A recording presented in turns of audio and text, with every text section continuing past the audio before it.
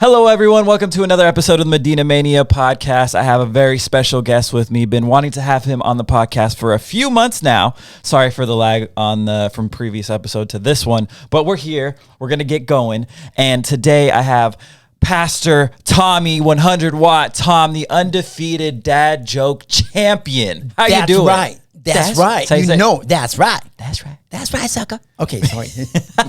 PT, how you doing today? I'm very good. Yeah? I'm very good. You just literally hopped out of a meeting and hopped into this podcast. I know.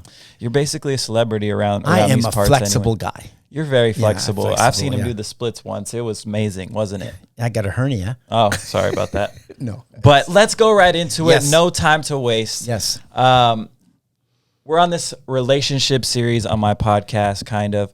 I think the last 4 episodes or so have been talking about relationships, marriages, that sort of thing. And we're going to continue that even with this episode with Pastor Tom. So, Pastor Tom, first question to you. How and when did you meet your wife, Patricia? Okay.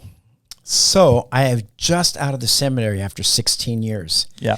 And I was working for the city of Los Angeles. I knew nothing about women. Nothing. Nothing. Never even had your first kiss. I had a couple kisses. Yeah. But anyway, so I'm there, and I was very gregarious, and I was working for LAPD as a civilian, administrative guy, and I had to go to city council meetings at the city hall, and I used to say hello to everybody. Yeah. And there was a lady there, Molly Wong was the information lady, and she knew everybody. And she knew that I had studied to be a priest. And everybody goes, you know that guy, Tom? He's 30 years old, and you can train him. He knows nothing. And so anyway, one day I was going to city council meeting, and I said hello to Molly. And my wife, Patricia, had come down for a break from the 7th floor planning department, and she had gone through an engagement that they broke off because her fiance was going to dental school at SC, and he had an affair on her, and they broke it off, and she was really hurt. So she comes downstairs for the break, and she says this to Molly: there are no good men left. And just as she said that, I was walking by, and Molly goes, there's a good one, Tom. Come over here. I want you to meet my friend Patricia. So I said, yeah. And I walked over and looked at her, and I'm thinking, she is out of my league. She's way too pretty. I'm vanilla rap, okay? You know what I mean? Yeah. And so anyway, I was really embarrassed. And I'm good at people. You get me in front of anybody. But when it came to girls, Yeah, we know. I was scared to death. And so I went back to the city council meeting. I came back, and Molly goes, Tom, come here. It's her birthday in 2 weeks, and this is her phone number. I go, God bless you, Molly. And Hey, Molly it's looked just it her. up. Oh, yeah, she knows her, you know. And this is before voicemail and answering machines. So you couldn't just leave messages. Yeah. And then she worked with 250 guys. She Wow. was doing their planning department. And they were always hanging around. Every time I go up to see her, they were all these guys. And so I opened the door and said, waved and get out. Yeah. So one day, not much later, I thought, I'm going to invite her. Well, I figure I didn't deserve dinner because she's way too good for me. I'll just go for lunch, okay?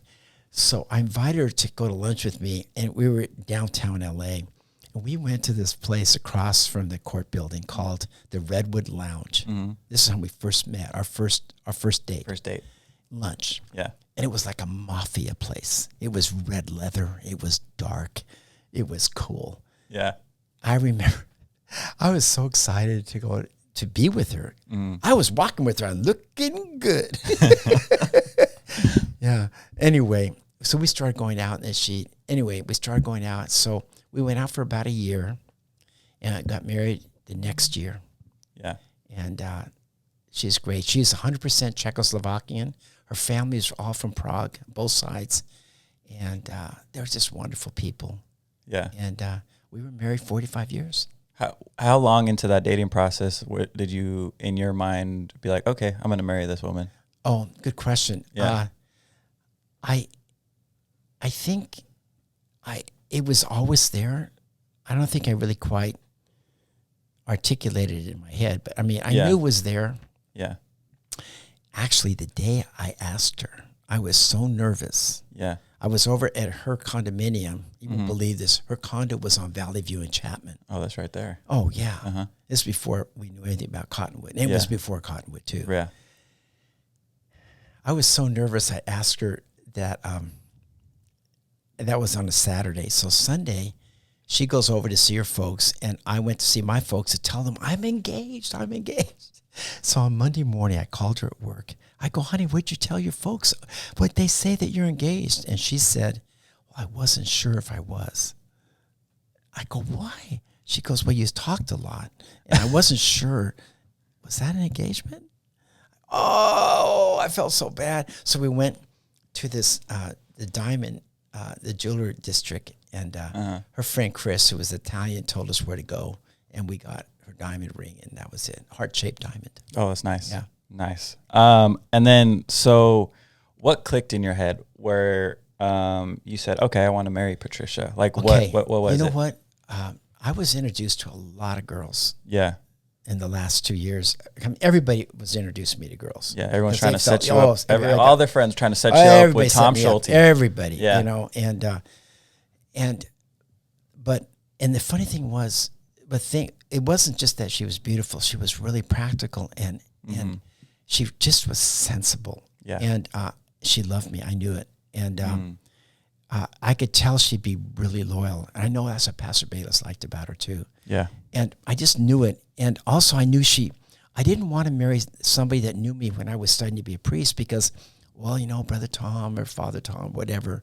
I wanted somebody that wouldn't be afraid and say, Tom, that is really stupid. What are you thinking? Yeah. I need somebody. And she was just really practical. And she was just, and I liked all of her friends. I loved them all. I loved her parents and her grandma. And I knew that we'd be good together. I'd be good for her. She used to worry and be about things. And I was kind of light. She was an introvert. I was crazy out there. And so together we'd be good. Yeah. Good balance. Yeah, we're a good balance. Yeah. Yeah. Teeter-totter. Yeah. Hello. Okay. What is the most important thing you would say marriage has taught you? You said you were married 45 years? 45 years. 45 years, yeah. You know what? If I had to put it in a nutshell,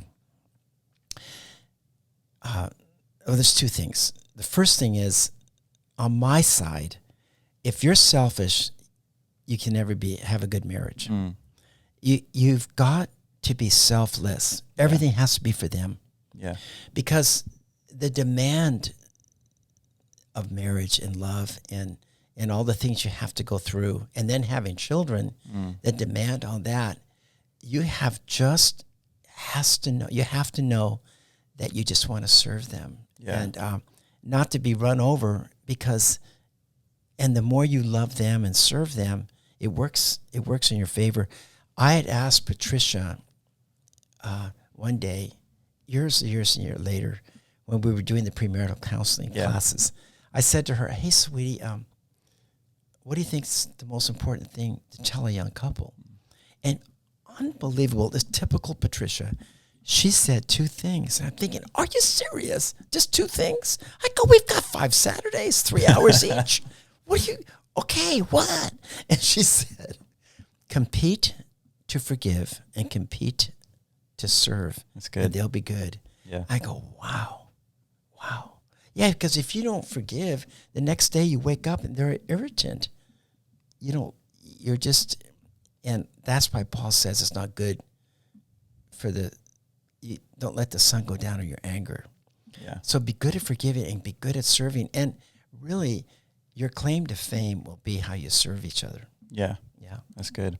Along those same lines, even feel free to explore those two things more. Or do you have any advice for someone that's thinking about getting married? Okay. I would say this.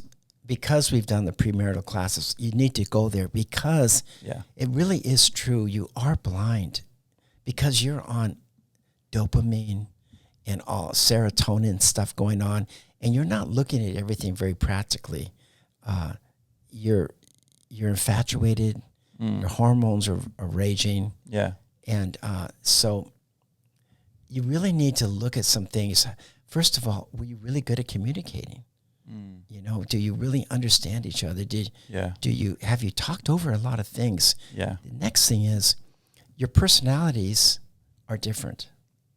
And you need to know how to adjust to each other's personalities. Yeah. Because there's strengths and weaknesses in both. The other thing, too, is can you trust each other? I would say this: if the person lies, run. Yeah. If the person lies, run. Because if they lie to you, they'll lie. There's other stuff going on. Yeah. And they have to be totally disclose everything. I mean, we've had people that had thousands of dollars of IRS debt. Yeah. And they have kids they never told about. Wow. You come on. Real quickly and practically with that part, disclose everything. At what point in the relationship do you feel like that's like, okay, tell me everything that's important that you haven't told me yet? Oh, you know what? When's the wise point? When's the wise time to do that? Because you don't want to come up front and be like, hey, I have all this baggage. You want to go on a date? You know? Yeah, no, you know what? Yeah. I think you start, it's like you're trying to get to know each other a little bit. Yeah. And stuff will start coming out. Mm-hmm. And then they'll kind of give a hint to that. And then you can kind of sense that you're having a lot more confidence in them. Yeah. And then you go, we're going to have to figure out our finances. And we're just thinking about settling stuff. Yeah. And I'm going to tell you this. You're going to find out a lot about them. You've got to be with them long enough to be through holidays. It's like a whole calendar year. You know why? Because you're going to see them interact with family. Yeah. And if they're not respectful to their parents, they're not going to be respectful to you. And if the little kids are scared to death of them, that guy, you should be too.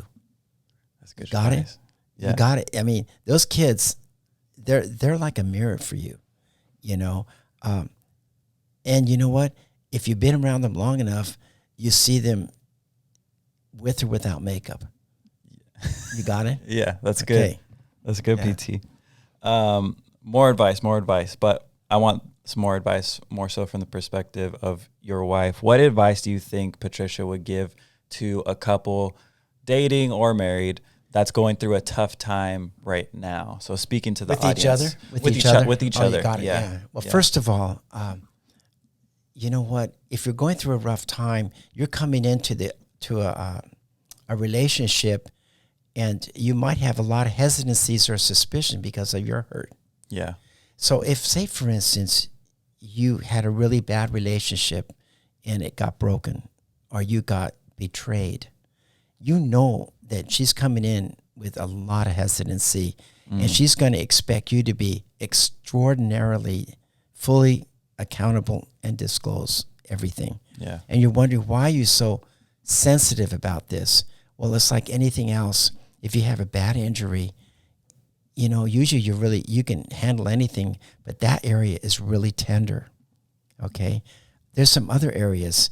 If there have been alcoholism or drug issues in the family, they're going to have a lot more sensitivity to how you are with drugs and alcohol.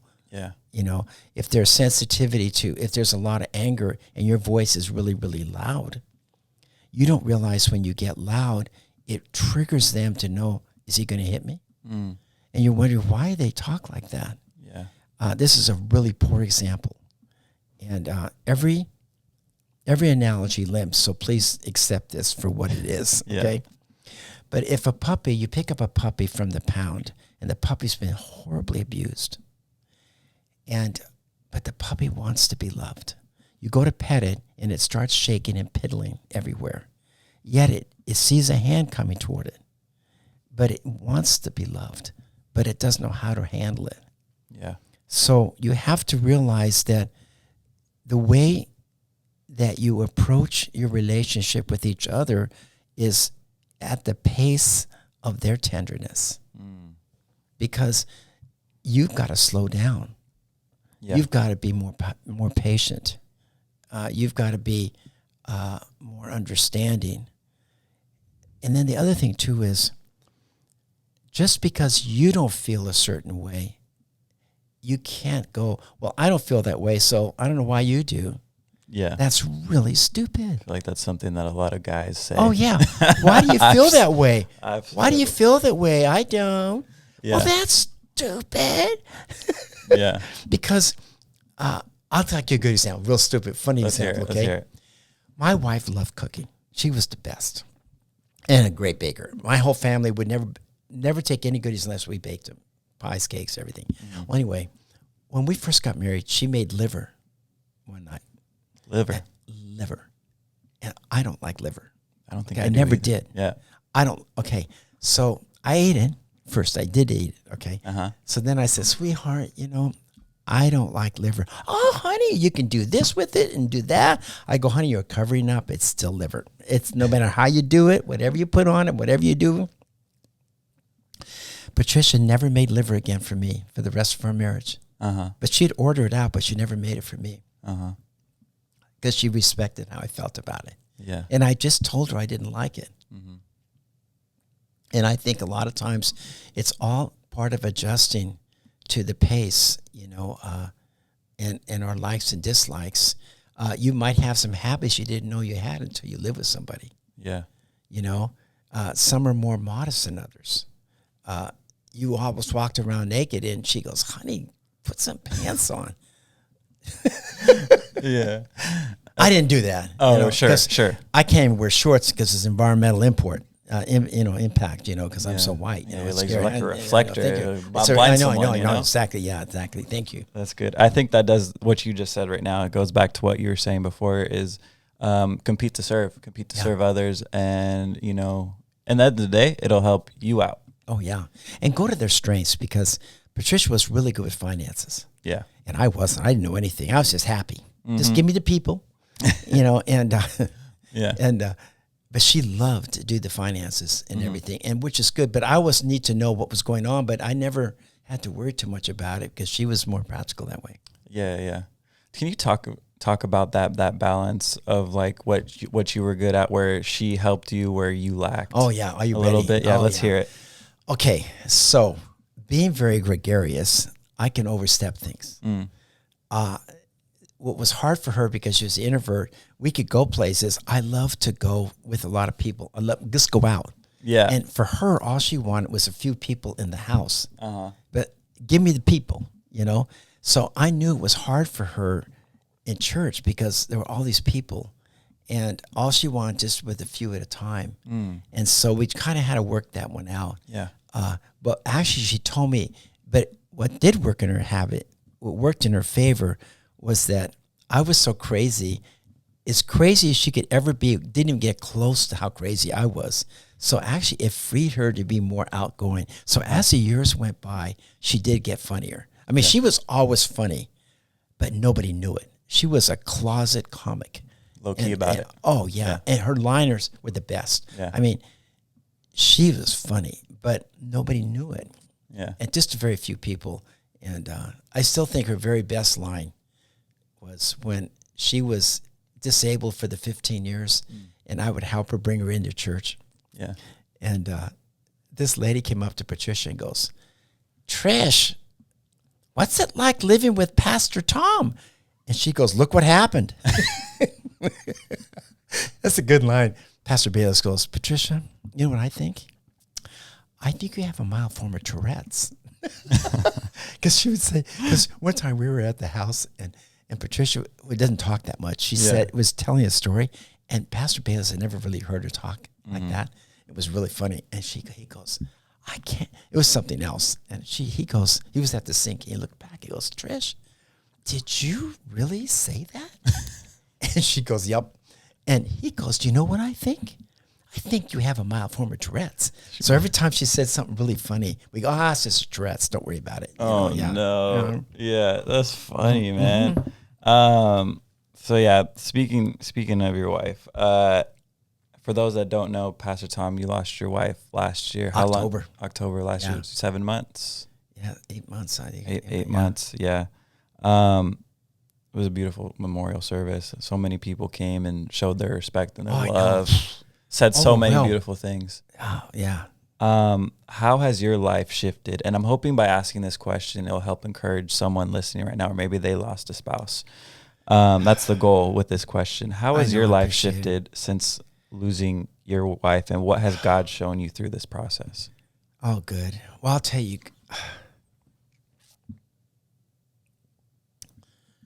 Well, first of all, I don't think, okay, ladies, listen up. I don't think women can comprehend the dimension they bring to men. When God said it's not good for man to be alone, he never said it to the woman. Of course, there wasn't a woman then right there, but anyway. Not yet. But I realized when you lose somebody, you don't realize the complete impact they have on you, or the treasure they are, because you get used to each other and you're good together. And I knew who I was married. It was like I was free to be crazy with men and women. Yeah. But now I got to be careful because I don't want somebody to get the wrong impression. Right. But I could be friendly with everybody. But I realized Patricia always had my back and was always attentive to everything. And she just thought better than I had ideas. And then she'd go, well, honey, what about that? Oh, yeah, I didn't think about that. I didn't think this whole thing out, you know? Yeah. And I missed, what I missed is talking to her. Yeah. Because we would talk about everything. Of course, she didn't want to know all the stuff I had to listen to. She goes, honey, I don't want to hear about it. I go, okay. But we were good together. We were fun. I took her everywhere because we were just like Siamese twins. And if somebody didn't want her to come with me, then I didn't go. Why? Because we're one. Yeah. And if you don't like her, you don't like me. Come on. Come on. That's right there. And so, but now that she's gone, actually what kind of prepared me for it was she was sick for 2 months. And I'd go to the hospital. It was COVID. I could only see her 1 hour a day. And I'd go home alone, and it was so hard. I go home alone, and I got nobody next to me in bed. I got nobody to talk to, and it was hard. And I didn't realize how much I enjoyed talking to her all the time. I used to always call when I got in, let her know I made it here. Because if something happened to me, she was really going to be in trouble. And she somehow knew she had to go first because all guys always die ahead of their wives. But she knew on our situation, if I died ahead, she didn't have anybody to help her. So anyway, but I think I know there's God's grace on me. Yeah. I have great confidence. And here's the thing that overrides my loss. Her knowing that she is finally healed and not in, it was horrible at the end. It was so bad. To see somebody you love hurt like that, it was horrible. And so she's now, I don't know what she's doing, I want to know, but she's happy. Yeah. And oh my gosh, it trumps all my loss. And I just happy I've had all those years. I also know that something new has to happen to me now. And what that means, I don't know. And the weird thing is, before she got this last stroke, Pastor Harrison had a friend from Fresno that came and talked to us. And I remember it was COVID, so we were all 6 feet apart. Yeah. And we're in the building. And this pastor, I forget his name, he gave us a real nice message. Then he walked right up to me and said, are you one of the pastors here? I go, yeah, I'm the old guy, the crazy guy. And he goes, well, God has a word for you. And God's going to do something new. He's going to give you gold and some really cool things. And I don't know if you operate in gifts, but God's going to use you. And it was really weird. And I got a a copy of it.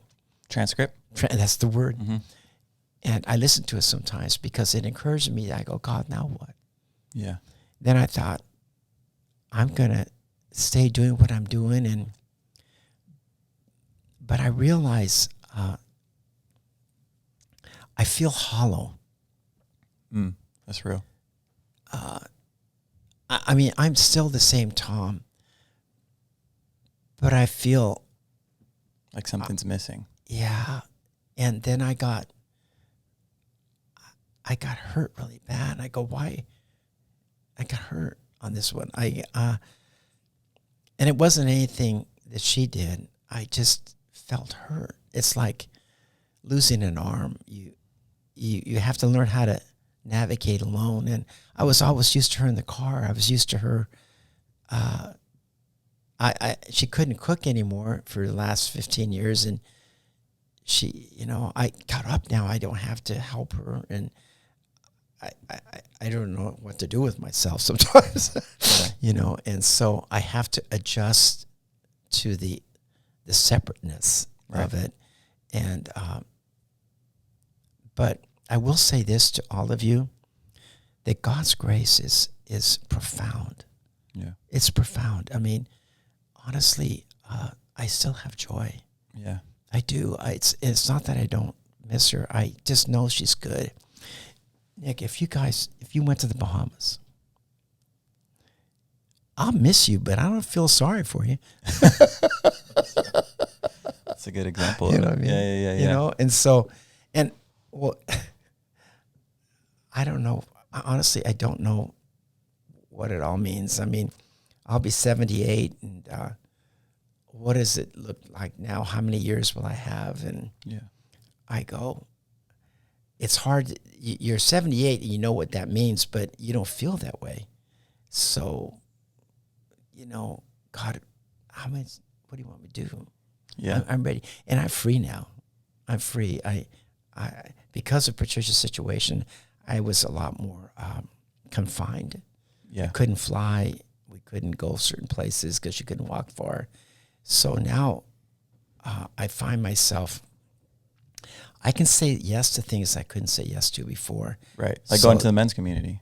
Exactly. Yeah. Oh, yeah. Yeah. And then I just go for myself, and I have such favor. It's grace. I have favor there. Right. I got a text today Yeah. from one of the guys saying, we miss you. Mm-hmm. Because I missed a few because of my sister who just passed. Yeah, and I've been up in Santa Maria and with my twin brother. And I was really shocked. I'm just one of the guys, So, yeah. No, your presence is felt. Yeah, I mean, every time, I don't remember when it was, probably a few months back, someone said, who's the most joy? When you think of the word joy, what do you think of? First thing that comes in my mind, Pastor Tom. And the funny thing was, I wasn't the only one that thought of you when that got brought up. We were in some church event thing. It might have been like young adults or something, but that just goes to show like how much joy that you exude around you. And a question I wanted to ask you is, how do you maintain that joy through everything you went through? I know you talked to me about, hey, I've been through some stuff, Yeah. And then obviously now losing your wife, and even now losing your sister. How do you maintain joy through all the loss and even through the stuff that you've been through before? I think all of us are different. And I think part of it is God made me happy. I was born happy. So when I was born dead. And I was an identical twin, and my twin brother had collapsed my chest inside the sac. And so my mom didn't know she was having twins. It was 1944. They did an ultrasound. Yeah. And then they gave me a lot of oxygen. So I used a kid that was the oxygen that got me happy. But I know it was God. I've been happy all my life. All my life, God gave me a love for people. Yeah. Even when I was a little booger, I loved everybody, but I wasn't stupid. I could tell when people were mean. Not that I would judge them, but I knew I'd stay away from them. Yeah. And I just wanted everybody happy. And somehow I knew deep down, I love God. I knew he was good and that he's got me. Yeah.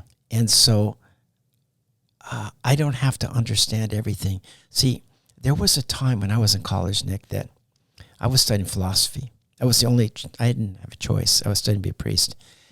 And there was a short time I go, if I can't understand it, I don't want it. Well, that's really stupid. What about God? Well, I can't understand him. Well, too bad. Yeah. There he goes, And then I realized I don't have to understand everything. It was a revelation for me. I just had to know that God was good. Yeah. And so I know there's evil in this world. And it is overwhelming. And I've heard horrible things in my life. I mean, and I remember when I was studying to be a priest, we had to take confessional counseling because we're going to be hearing confessions. And I never really wanted to, but I'm doing that right now. Basically. And so this old veteran priest who was a Navy chaplain, he heard stuff. Yeah. I mean, stuff you can't even imagine. And he looked at us and said, you all have to be scandal proof. You can't be shocked by anything. So in my lifetime, I've been betrayed, not by Patricia, but by friends. When I came to Cottonwood and I became a pastor, some Catholic friends of mine, they still don't talk to me. And so they just can't understand how I could betray Catholicism, And it's just, you have to know that there'll be some people that will hate you without a cause. And you can't let that overwhelm you. And you can't let that deter you from what is good. Yeah. Because as crazy as this world is, there's so many good things in this world. And as much as depends on me, I'm going to bring happiness. And I found out something. I studied happiness. I wanted to understand it. And they said that our emotions are like contagious diseases and that they're infectious. And happiness will affect your best friend's best friend. Wow. Yeah. And I know that walking into different places, some people are affected by your presence because you bring joy. Yeah. For the good or the bad. Yeah, for either way. Yeah. And there's a fragrance that comes with joy. It's like when Paul says, what is your life? You need to make it an aroma, not an odor. A sweet smelling aroma. Yeah. And I know everybody's hurting, Nick. Everybody. We're all hurt. We've all been hurt. And so if I can bring joy to their life, I feel that's what I need to do. And if I can bring somebody up, and I'm not a selfish person.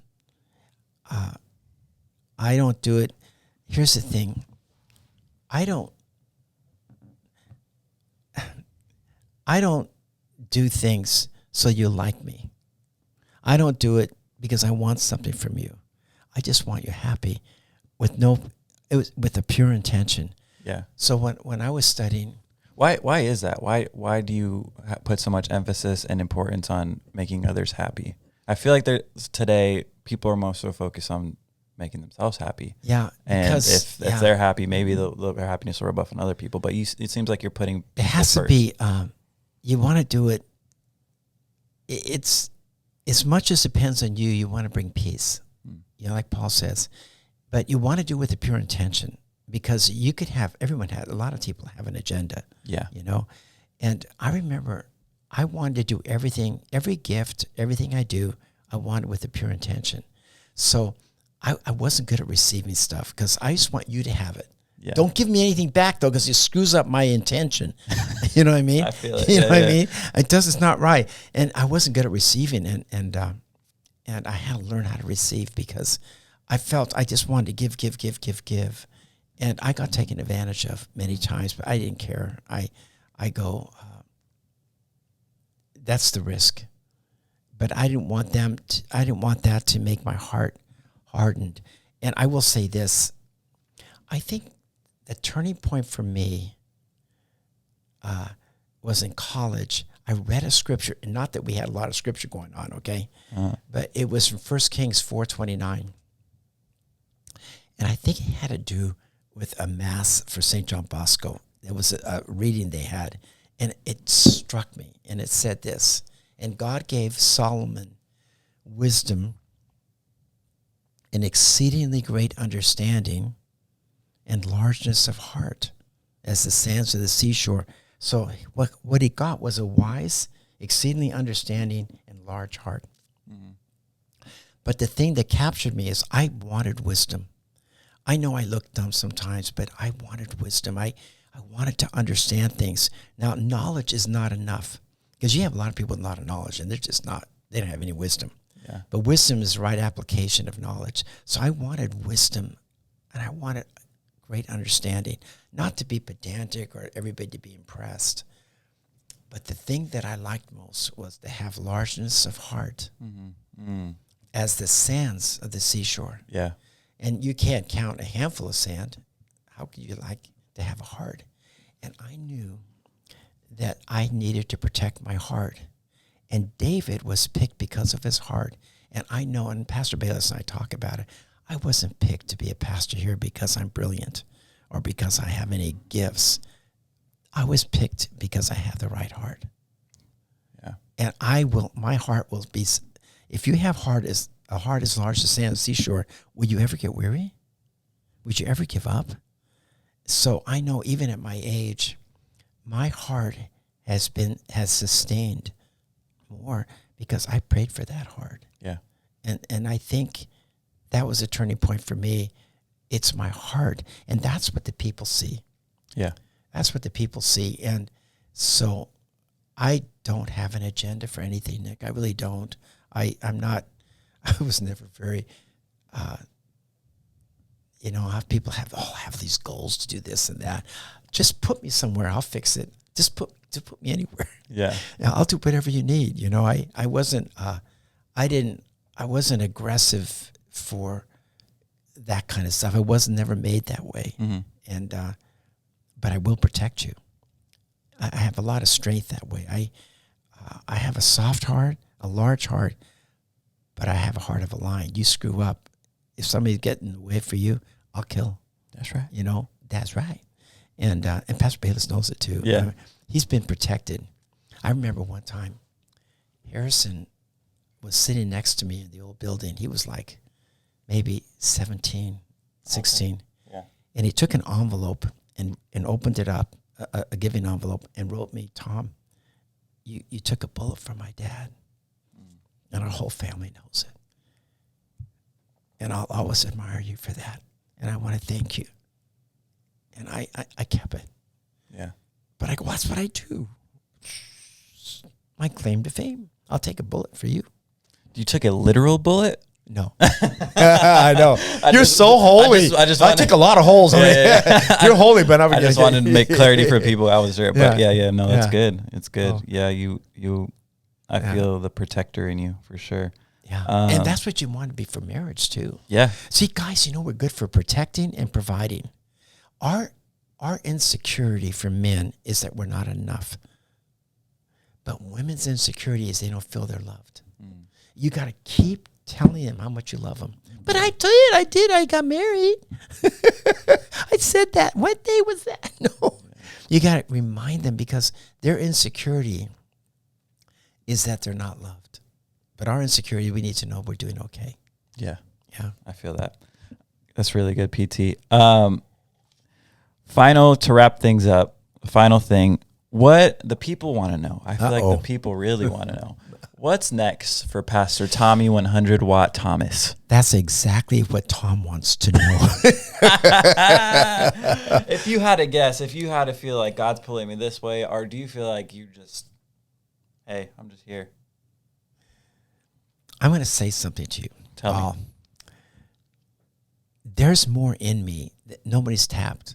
I'm not sure what that all means, but all the time I've been used here, that doesn't sound right, did it? Every time they've asked me to do different things, there's more in me. I feel it. I don't know what it means, so it's not clear. Yeah. And I know that it's not done yet. And how it's going to unfold, I'm not sure, but I do know this about God. He'll just take me as long as I keep moving. He'll keep moving me in certain ways, and then I'll just flow with it. And how this is all going to end up, I haven't a clue. But but I'm paying attention. I just want you to know. I know. I mean, if all of a sudden, I'm not planning to move though. I just want you to know that. You're not going to Texas like everyone else. And I'm going to Tennessee or Texas or Arizona or any of those places. No, I know. Beach in Florida. I got my daughter. I got CC. Yeah. So yeah. On a light note, my granddaughter thinks that I've never sinned, and that really makes me happy. Okay. I go, CC, everyone's sinned. No, Papa. Yeah. You know, you're good, Papa. I go, woo. Yeah. Oh, that's man. how good you are, PT. Oh my God. That is how good you are. That is amazing. Pastor Tom, last thing. Is there anything that you want to encourage the people listening with? Any last word, anything to leave them with? Okay. I will say this. Tell them. Especially today, I was talking to a girl, and all I asked her was, do you think you're beautiful? And she started crying. Wow. And I don't ask that question very often, but no girl feels she's beautiful. But here's the deal. You should never be insecure, even if everyone hates you, because every thought God has is good. And he has more thoughts about you than the sands of the seashore. Okay? So snap out of it. Don't get snotty. Don't get arrogant. But God loves you immensely. And just because so-and-so's jealous of you, why is it you get all dressed up, girls? You got your makeup working, got the eyelashes, they stayed on. Okay, come on. You're looking good and you're off your period. Okay? So your skin, everything looks really great. I did say that, didn't I? Come on, talk to me. You step out looking perfect, and some woman that's jealous goes, why did you wear that today? Ruined your whole day. Are you serious? Don't get moved by what people think or say, because God loves you. And I know God loves me. And I always say this, I love my life. I don't have to be my twin brother. I don't have to be Nick. I don't have to be Pastor Bayless. I never had to be. I was never, that's what I want to say. I couldn't think of the right word. I was never jealous of anybody. Yeah. I've never been jealous. Wow. Never. That's a blessing. And Patricia couldn't believe it. He goes, aren't you jealous? I go, no, I'm happy. I'm happy these people are who they are. I've never been jealous because I'm content. And I think contentment comes by God's grace. I don't have to know everything, but I know God. I'm content in God. And I told Pastor Bayless, he asked me, he always checks me, you know. And then I said to him, Saturday, I was telling you about after I came back from doing it. I did a funeral. It's Friday. I did a funeral, then a wedding. Yeah. Okay. So I came back from the wedding, and it wasn't that late. It was maybe 9:45. I called Pastor Bayless. I was telling something really funny that happened at the wedding, and we were laughing about stuff. And he goes, Tom, how are you doing? I go, you know what? I feel good. I feel really, really good. And I know John Kim still wants me around, and he goes, well, Tom, I do too. I go, I know, just checking. That was really sneaky. I go, I'm happy as long as you guys want me around. I'm staying. And so I don't know how it's all going to be. And I can't see myself doing anything else. Yeah. You know, I love doing that. I mean, I love our staff. This is the best place. Nick, you know, I've been through a lot of people here. Yeah. You know, but the staff is wholehearted together. Yeah. Because sometimes some people can be here, but they're not wholehearted. Mm-hmm. They're just part-hearted. Yeah. And God bless them. But that kind of puts a damper on what we need to do. But right now, with all the craziness, all of us that we are, I mean, look at the mix we have. Old, young, every ethnicity. We're good together. Oh, yeah. So get ready, world. This is a good time for the church. Yeah. And it's evident. We just love each other, and we're not competing. That's right. Yeah. So you heard it here. Pastor Tom for the people. You heard it first. You heard it now. Okay. Don't ever forget it. Pastor Tom, we love you. We cherish you. And we hope you don't ever leave. Oh, thank you. Yeah. I love you guys too. Yeah. And we can't be encouraged. Oh, yeah, for sure. I think a lot of people will be encouraged through this podcast, and we can't wait to see what's next, that untapped potential that you were talking about. I know. I'm not going to stand on my hands anymore, though, because I'm too old. And, you know what I mean? Thank you. Yeah. Maybe we could get one of splits. Maybe you could do the splits on stage or something one of these days. That's funny. Just do stretch. You know, I know. It'll be fine. Thank you very much. Thank you. Make sure you like, subscribe. I think you're on Instagram. You don't probably. What's your Instagram handle? I don't know. Yeah, we'll have to find it and put it in the description. But I know you have an Instagram. I do have one. Yeah, You know what? My granddaughter goes, Papa, you have an Instagram. You have more followers than I do. I don't even go on it. Yeah. People just find Pastor Tom on Instagram and they just follow him. I don't even think he posts, but he's there. We love you guys, and we'll see you on the next episode. Thank you. Thank you, Nick. Yep.